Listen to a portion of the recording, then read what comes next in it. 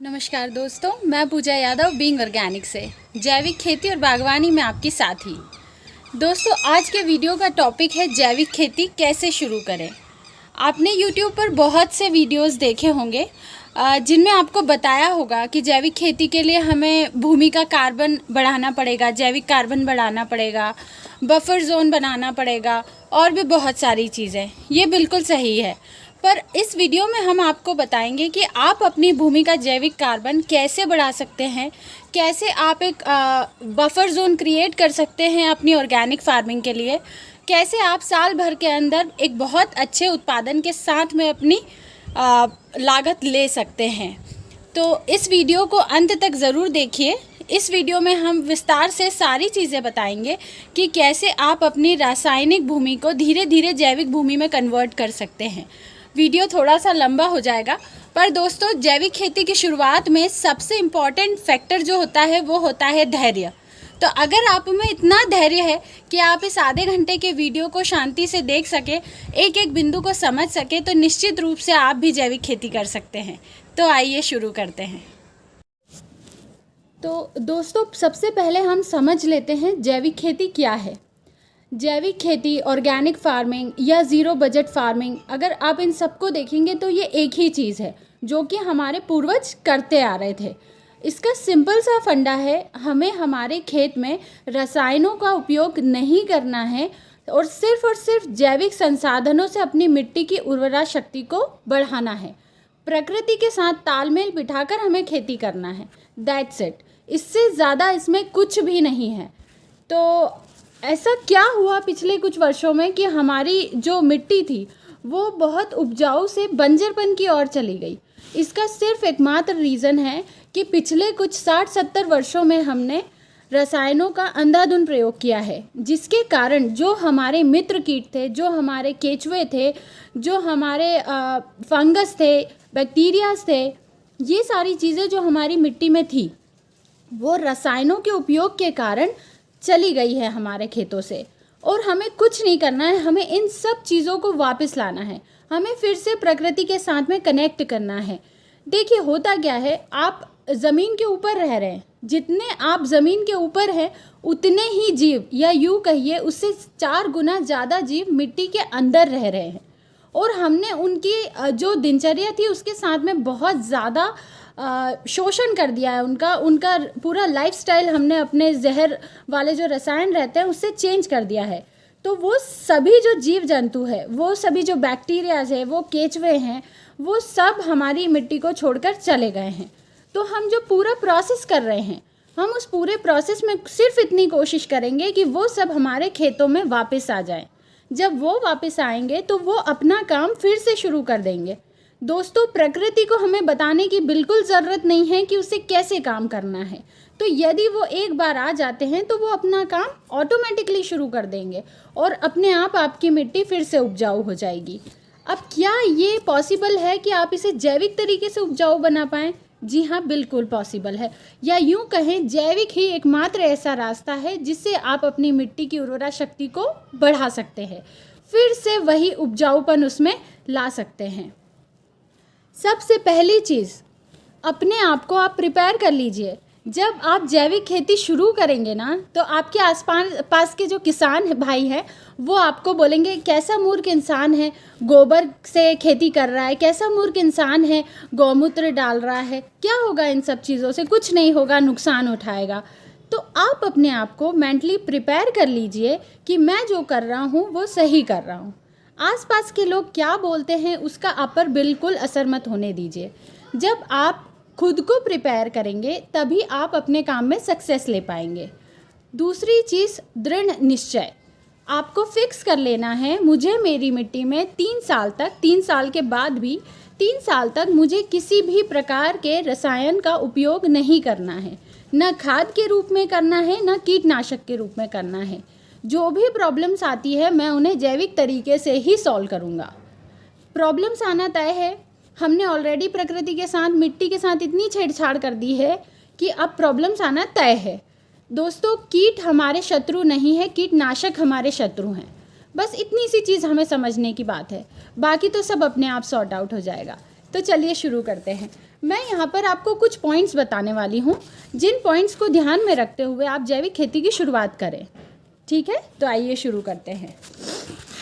सबसे पहली चीज़ तो दोस्तों, आप अपनी मिट्टी की जांच करवा लीजिए। क्यों करवानी है जांच? मिट्टी की जांच करवाने से आपको पता चल जाएगा कि आपकी मिट्टी का जो स्वास्थ्य है वो कितना ख़राब है, अभी वो किस हालत में है और हमें उस पर कितना काम करने की ज़रूरत है। जब आप मिट्टी की जांच करवाएंगे तो एक प्लस पॉइंट और होगा कि अगर आपकी मिट्टी में किसी एक पर्टिकुलर सूक्ष्म तत्व की कमी होगी तो जांच में वो चीज़ भी आपको पता चल जाएगी, तो हम पर्टिकुलर उस चीज़ पर भी साथ में काम करते चलेंगे। कई बार किसी एक न्यूट्रिएंट की कमी के कारण भी उत्पादन में कमी आ जाती है। तो आप सबसे पहले आपके पास में जो भी कृषि विश्वविद्यालय हो या जो भी लैब हो, आप वहाँ जाइए और अपनी मिट्टी की जांच करवाइए। उसके बाद में आगे का प्रोसेस कीजिए। दूसरी चीज़ आती है लैंड प्लानिंग। लैंड प्लानिंग लगभग सभी किसान ऑलरेडी कर चुके होते हैं, फिर भी मैं एक बार सेफ साइड से बता देती हूँ। हमें अपने लैंड को प्रिपेयर करना है, ऐसा प्रिपेयर करना है कि उसकी लेवलिंग प्रॉपर हो जाए, पानी का कहीं भी जमाव ना हो। दूसरी चीज़ कि हमारी बाउंड्री जो रहेगी खेत की, आपको उससे 10-10 फीट छोड़ना है। या तो आप 10-10 फीट छोड़ दीजिए या तो आप प्लांटेशन कर दीजिए। प्लांटेशन तो आपको वैसे भी करना पड़ेगा, पर आप 10-10 फीट की जगह इसलिए छोड़ रहे हैं ताकि आपका पड़ोसी मूर्ख किसान जब रसायन का प्रयोग करे तो उसका असर आपके खेत पे ना हो। सिर्फ इसलिए हम 10-10 फीट का जो गैप है वो छोड़ रहे हैं। नहीं तो अगर पड़ोस के खेत में अगर रसायन यूज़ किया तो हवा के साथ में वो आपके खेत में भी आएगा। तो दूसरी चीज़ जो आपको करनी है वो आपको करनी है लैंड प्लानिंग। आपके लैंड को बिल्कुल समतल बनाना है, कहीं पर भी पानी का जमाव नहीं होना चाहिए। और अगर फिर भी आप लैंड प्लानिंग नहीं करवा पाते हैं कि आप समतल नहीं करवा पा रहे, तो हम ड्रिप इरिगेशन या स्प्रिंकलर के माध्यम से भी पानी दे सकते हैं। पर अगर लेवलिंग करवा लेते हैं तो ये फ्यूचर पर्सपेक्टिव से ज़्यादा अच्छा रहेगा। तीसरी चीज़ होती है दोस्तों, खेत के चारों ओर पेड़ लगाना। क्यों लगाना है? जब आप जैविक खेती करते हैं तो आपको एक बफर जोन बनाना पड़ता है। बफर जोन का मतलब होता है कि आप अपने खेत के आसपास एक ऐसा वातावरण निर्मित कर रहे हैं जिससे आप पशु पक्षियों को आकर्षित कर रहे हैं। जब आप पेड़ लगाएंगे तो पेड़ पर आकर तरह तरह के चिड़िया, दूसरे भी जीव जंतु आकर बैठेंगे, जिससे कि आपका जो एरिया है उसमें एक ऐसा वातावरण निर्मित होगा जिससे कि आपकी मिट्टी की उपजाऊ शक्ति बढ़ेगी। पेड़ लगाना बहुत ज़रूरी है दोस्तों जैविक खेती में। कई बार ऐसा कहा जाता है कि पेड़ की छांव हो जाएगी, फसल के उत्पादन में कमी आ जाएगी। ऐसा बिल्कुल भी नहीं होता है। हमारे यहाँ का वातावरण ऑलरेडी इतना गर्म होता है कि अगर पेड़ की छांव आती भी है तो ये अच्छी बात है, ये किसी भी तरीके से नुकसान नहीं देगी। दूसरी चीज़, आप फलदार वृक्ष लगा सकते हैं, आप हर्ब्स लगा सकते हैं, मेडिसिनल प्लांट्स लगा सकते हैं। जब आप ये लगाएंगे तो इससे आपका एक एक्स्ट्रा सोर्स ऑफ इनकम भी जनरेट होगा। जो फलदार वृक्ष रहेंगे वो 2-3-4 सालों बाद में आपको उत्पादन देने लगेंगे। तो आप खेत से तो कमा ही रहे हैं, आप अपनी मेड़ से भी कमाने लग जाएंगे। आप चाहें तो मेड़ों के साथ साथ बीच में से भी रो वाइज भी आप प्लांट्स लगा सकते हैं। प्लांट्स में आप कुछ भी लगा सकते हैं, नींबू लगा सकते हैं, करौंदा लगा सकते हैं, और भी जितने फलदार वृक्ष होते हैं आप आराम से उन्हें लगा सकते हैं। मेडिसिनल प्लांट्स में आप अगर जाएँ तो आप मोरिंगा लगा सकते हैं। ये सारी चीज़ें लगा के आप अपना उत्पादन भी बढ़ा सकते हैं, और जो हमारा बफर जोन क्रिएट करना है वो भी प्रॉब्लम सॉल्व हो जाएगा। तो ये तो बात हो गई खेत के चारों ओर पेड़ लगाने की। चौथा पॉइंट आता है दोस्तों वेस्ट डिकम्पोज़र का उपयोग। मैं हमेशा इस चीज़ पर फोर्स करती हूँ कि अगर आप जैविक खेती कर रहे हैं तो आप वेस्ट डिकम्पोज़र का उपयोग ज़रूर कीजिए। क्या है वेस्ट डिकम्पोज़र? ऐसा एक बॉटल मिलेगा आपको। This is original waste decomposer. ये मैंने राजस्थान से मंगवाया है। आपको अगर लगे तो मैं भाई साहब का नंबर आपके साथ में शेयर कर लूँगी। ये ओरिजिनल है, इसकी गारंटी है क्योंकि इसके रिज़ल्ट्स बोलते हैं। This is the bottle. इसके रिज़ल्ट्स वाकई में बहुत अच्छे हैं। अभी आप अगर ऑनलाइन देखेंगे तो अमेज़ॉन, फ्लिपकार्ट पे कई सारे वेस्ट डिकम्पोज़र्स मिल रहे हैं, पर शिकायत एक ही रहती है कि भैया रिज़ल्ट्स तो कुछ मिलते नहीं हैं, क्या इसका उपयोग करें। तो प्रॉब्लम वेस्ट डिकम्पोज़र में नहीं है, प्रॉब्लम कंपनी में है कि आप कौन सी कंपनी से मंगा रहे हैं। अगर आप इनका मंगाना चाहेंगे तो डिस्क्रिप्शन में आपको नंबर दे दिया जाएगा। What is waste decomposer? देखिए, वेस्ट डिकम्पोज़र जो है जीवाणुओं का समूह है। इसमें बहुत सारी चीज़ें हैं। जो आपकी मिट्टी में जाके आपके खेत में जो भी अवशेष पड़े हुए हैं उन्हें डिकम्पोज करता है और खाद में कन्वर्ट करता है। जब जो पूरा कचरा है वो खाद में परिवर्तित हो जाएगा तो आप खुद सोचिए कि कितना फ़ायदा है। और अगर मैं बात करूं तो वेस्ट डिकम्पोज़र में फास्फोरस जीवाणु मतलब कि डीएपी जो आप रासायनिक खेती में यूज़ करते हैं तो ये जैविक डीएपी का काम करेगा आपके लिए। और नाइट्रोजन यूरिया भी आप फेंकते हैं, उड़ाते हैं अपने खेतों में, वो भी जैविक यूरिया का काम करेगा। पोटाश आदि जीवाणु भी उपस्थित रहते हैं। वेस्ट डिकम्पोज़र क्या करता है, जो आपके वातावरण में नाइट्रोजन उपस्थित है वो पौधे की जड़ों तक पहुंचाने का काम करता है, ठीक है। और मिट्टी में भी जो पोषक तत्व हैं उन्हें भी पौधे तक पहुंचाने का काम करता है। पौधा ये काम स्वयं करने में शुरू में आपका पौधा, क्योंकि आप रासायनिक खेती कर रहे थे तो आपका पौधा उतना मजबूत नहीं है, तो जो वेस्ट डिकम्पोज़र है वो हेल्प करेगा आपकी फसल की ग्रोथ में, आपकी मिट्टी को भुरभुरा करने का भी काम करेगा। ये भुरभुरा करेगा तो उससे आपकी मिट्टी में ऑक्सीजन का जो आवागमन है वो प्रॉपर हो जाएगा। तो दोस्तों वेस्ट डिकम्पोज़र का उपयोग आप ज़रूर करिए। और अगर आप शुरुआत कर रहे हैं जैविक खेती की तो 1000 प्रति एकड़ के हिसाब से आप 1000 लीटर प्रति एकड़ के हिसाब से वेस्ट डिकम्पोज़र यूज़ कीजिए।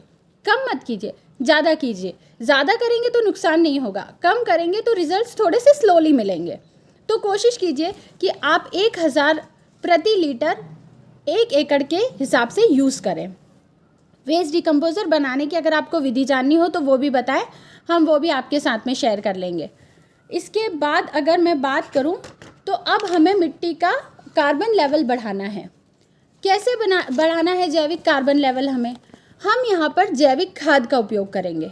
जैविक खाद में क्या क्या आ जाता है, आपकी गोबर की खाद आ जाती है, वर्मी कंपोस्ट आ जाता है, फिर आपकी गोबर गैस की स्लरी आ जाती है, आपका जीवामृत हो गया, घन जीवामृत हो गया, ये जो सारी चीज़ें होती है, हरी खाद हो गई, ये सभी आपके मिट्टी का कार्बन लेवल बढ़ाने का काम करेंगे। ये सभी जैविक खाद होते हैं।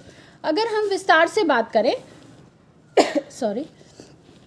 तो आप गोबर की खाद का इस्तेमाल कीजिए, पर आपको वो गोबर की खाद यूज़ नहीं करनी है जो आप धूप में खुले में छोड़ देते हैं और वो अपने आप काली पड़ जाती है और फिर आप उसे डालते हैं।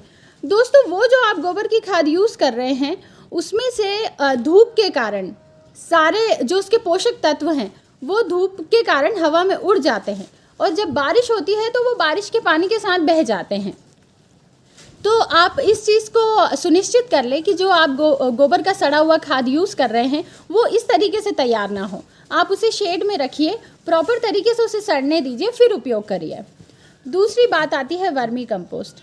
दोस्तों वर्मी कंपोस्ट अपने आप में सारे जितने न्यूट्रिएंट्स होते हैं एक पौधे के लिए ज़रूरी, वो सब अपने आप में समेटे हुए हैं। हाँ, थोड़ा आपको खर्चा बढ़ जाता है जैविक खाद का अगर आप वर्मी कंपोस्ट यूज़ कर रहे हैं, पर ये खर्चा आपके शुरुआती सालों के लिए है। आगे चल के एक स्थिति ऐसी आती है कि आपको जैविक खाद ही नहीं डालना होता है। तो अगर आप वर्मी कंपोस्ट डाल रहे हैं तो इट्स वेल एंड गुड, ये बहुत अच्छी बात है।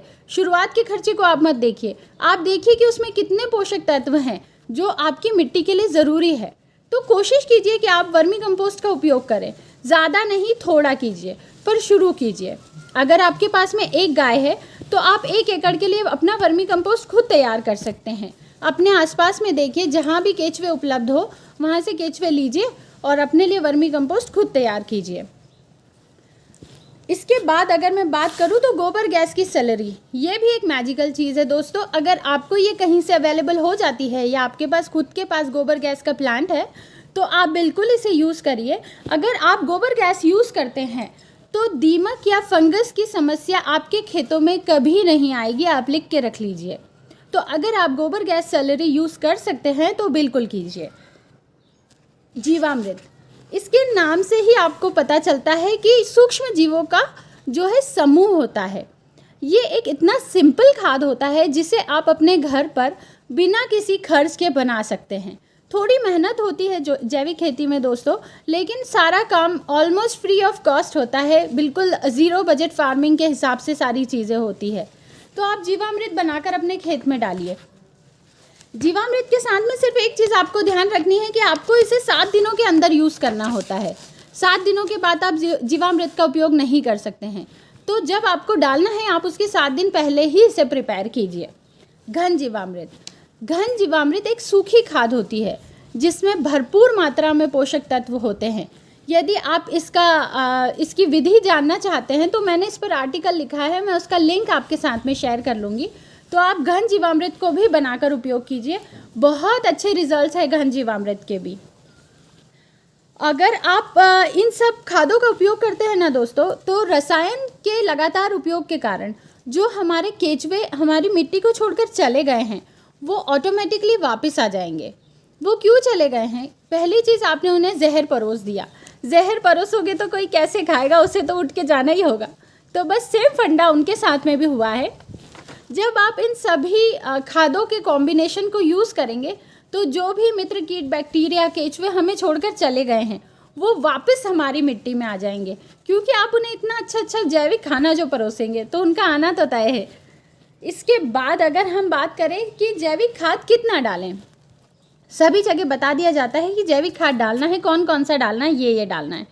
अब मैं आपको बताती हूँ कि कितना कितना डालना है।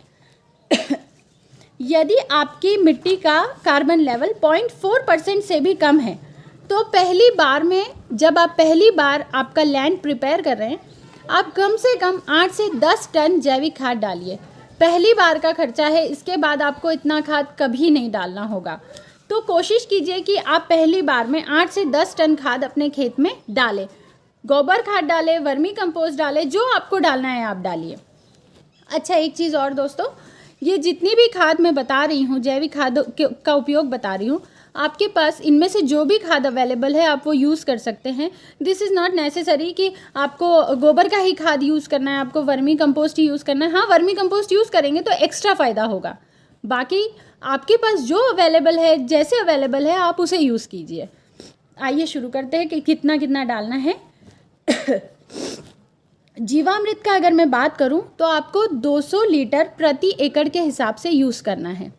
जीवामृत आप बना लीजिए, 200 लीटर का उसका टैंक होगा, उसमें आप एक नल लगवा लीजिए, टोटी लगवा लीजिए, और जो पानी आप छोड़ रहे हैं खेत में उस पानी के साथ में उसको चला दीजिए। This is very simple. आप लोग जो पानी दे रहे हैं उसमें उसका नल की टोटी ओपन करके छोड़ दीजिए। स्प्रिंकलर से देते हैं तो इट्स वेल एंड गुड, पर अगर आप नॉर्मल पानी देते हैं, जैसे हम पानी पिलाते हैं खेत में, तो आप उससे आराम से दे सकते हैं। घन जीवामृत का उपयोग अगर आपको करना है तो आप इसे भी खेत की तैयारी के समय कीजिए। खेत की तैयारी के समय आप 100 किलो वर्मी कंपोस्ट लीजिए और 20 किलो घन जीवामृत लीजिए। 100 किलो वर्मी कंपोस्ट के साथ में 20 किलो घन जीवामृत लीजिए, अच्छे से मिक्स कीजिए और उसे अपने 1 एकड़ खेत में खेत की तैयारी के समय अच्छे से बुरक दीजिए और जुताई ले लीजिए। Very simple. अब दोस्तों, जब भी आप ये खाद डालेंगे, जैविक खाद जब भी डालेंगे, उसके साथ में हमें नीम खली डालना कंपलसरी है फॉर द फर्स्ट टाइम। पहली बार में जब आप नीम खली डालें तो 200 किलो नीम खली प्रति एकड़ के हिसाब से ज़रूर डालें। अगर आपके पास नीम खली नहीं है तो कोई प्रॉब्लम नहीं है, सरसों की खली, मूंगफली की खली, जो भी आपके पास उपलब्ध है, इजीली जो भी अवेलेबल है आप उसका उपयोग कीजिए। 200 किलो 1 एकड़ के हिसाब से। इसके अलावा ये तो हमारी बात हो गई नीम खली या सारी जैविक खादों की। अब कुछ किसान भाइयों को डाउट रहता है कि कौन सी फसलें लगाएं, जैविक खेती की शुरुआत करनी है, कौन सी फसलें लगाएं। तो आप अगर पॉसिबल हो तो सबसे पहले दलहनी फसलों का उत्पादन लें। पहली बार में दलहनी फसलों का उत्पादन लें, उसके बाद में आप कोई भी खाद लगा सकते हैं। उसके बाद आप कोई भी फसल लगा सकते हैं। अच्छा दोस्तों, जब आपकी फसल की कटाई हो जाती है उसके बाद में आप अपने खेत में हरी खाद लगाएं। हरी खाद मतलब ढेंचा हो गई, सनई हो गई, आप इनका उत्पादन लीजिए। हरी खाद क्या होती है? ये एक तरीके की फसल ही होती है जो 35 से 40 दिनों के अंदर आपको आपके खेत के अंदर ही कट करके और मिक्स करनी होती है। इससे एकदम से आपके खेत का जो उपजाऊपन है उसको बूस्ट मिल जाता है दोस्तों। जब आप नेक्स्ट फसल का उत्पादन लेते हैं तो वो बहुत ही अच्छे रिजल्ट्स के साथ में मिलता है। तो आप अपने खेत में हरी खाद ज़रूर लगाएं, नोट कर लीजिए, हरी खाद ज़रूर लगाएं। अब एक चीज़ मैं आपके साथ में और शेयर करना चाहूँगी कि आप जब भी फसल लें तो सेम फसल ना लें। फॉर एग्ज़ाम्पल, आपके पास में 5 एकड़ ज़मीन है तो तो आप 2.5 एकड़ में दूसरी फसल लगाइए और 2.5 एकड़ में दूसरी फसल लगाइए। इससे क्या होगा, यदि आपको एक फसल में नुकसान उठाना भी पड़ जाए तो आपकी जो दूसरी फसल है वो उसको कवर कर लेगी, कवर क्रॉप का काम कर लेगी। तो कोशिश कीजिए कि आप एक साथ में 2-2, 3-3 फसलें लें। अब एक चीज़ और समझने वाली है यहाँ पर कि आप अपने आसपास के मार्केट को देखिए, जब आप फसल लगाएं तब, कि वहाँ पर किस चीज़ की डिमांड है पर सप्लाई नहीं है।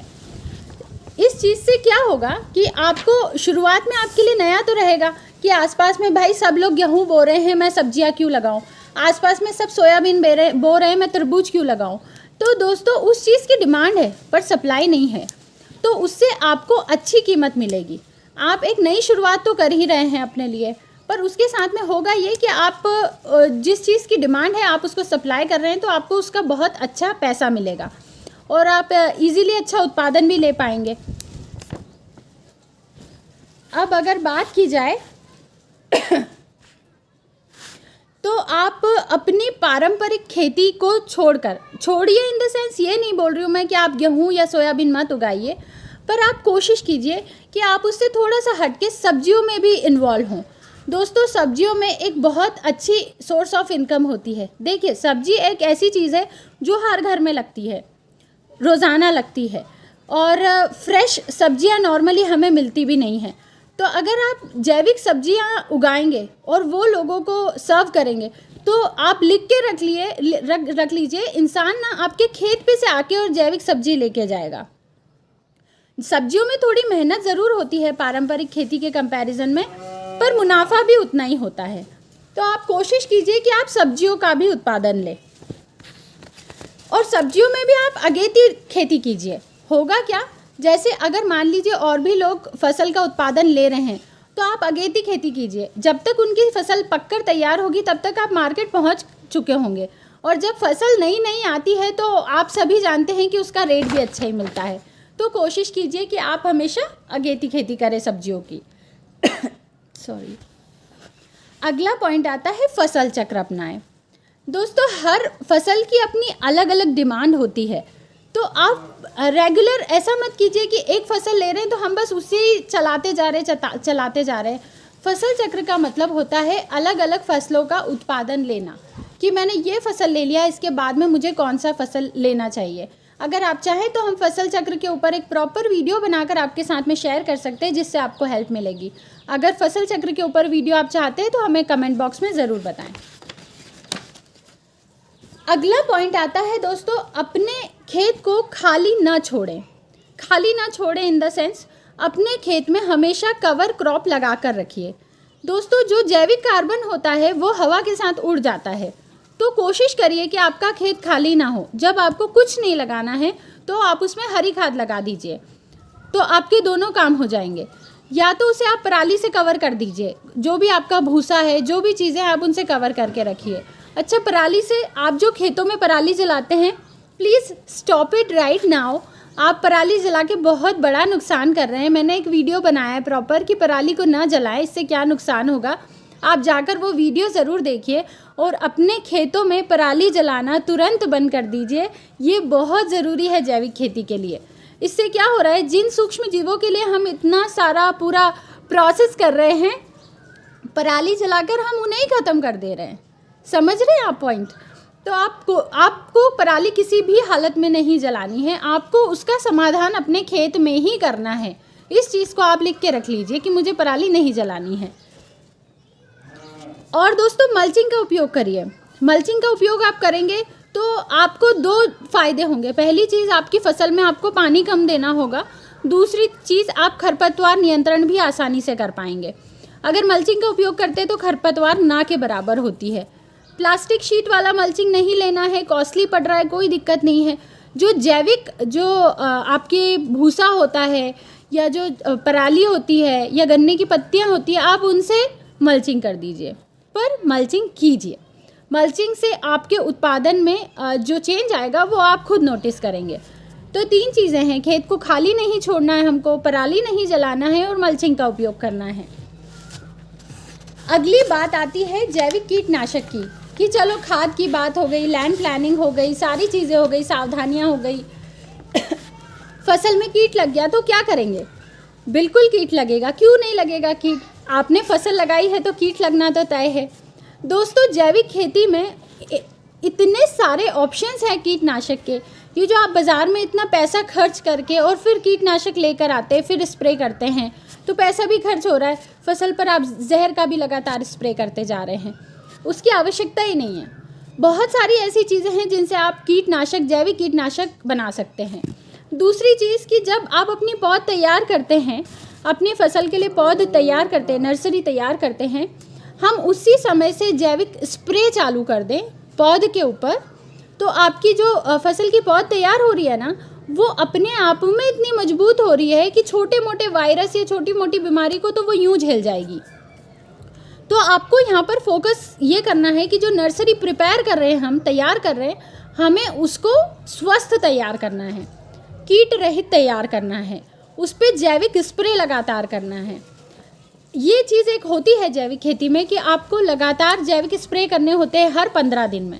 देखिए, हम प्रिकॉशन लेकर चलेंगे तो बीमारी आएगी ही नहीं, जब बीमारी आएगी उसका निराकरण भी करेंगे, पर हम बीमारी को आने का मौका ही क्यों दें? हम क्यों ना पहले से तैयारी करके रखें? हर 15 दिन में हम स्प्रे करते जाएं। जो स्प्रे आप करेंगे उससे आपको आपकी जो फसल है उसको पोषक तत्व भी मिलेंगे, सूक्ष्म पोषक तत्व भी मिलेंगे, और साथ में आप कीटों से भी बचाव करेंगे। किन चीज़ों का स्प्रे करें? आप खट्टी लस्सी का स्प्रे कीजिए, आप वेस्ट डिकम्पोज़र का स्प्रे कीजिए, आप हरी मिर्च, लहसुन और अदरक का पेस्ट बनाकर उसका स्प्रे कीजिए। बहुत सारी चीज़ें हैं। अगर आप चाहें तो हम जैविक कीटनाशक के ऊपर भी एक प्रॉपर वीडियो आपके साथ में शेयर कर सकते हैं। आपको आवश्यकता हो तो कमेंट बॉक्स में बताइएगा। तो अगर आप प्रकृति को देखेंगे ना, तो उसमें इतना खजाना पड़ा हुआ है कि बस आपको समझने की ज़रूरत है कि भाई मेरी इस बीमारी का जो हल है मुझे इससे मिलेगा।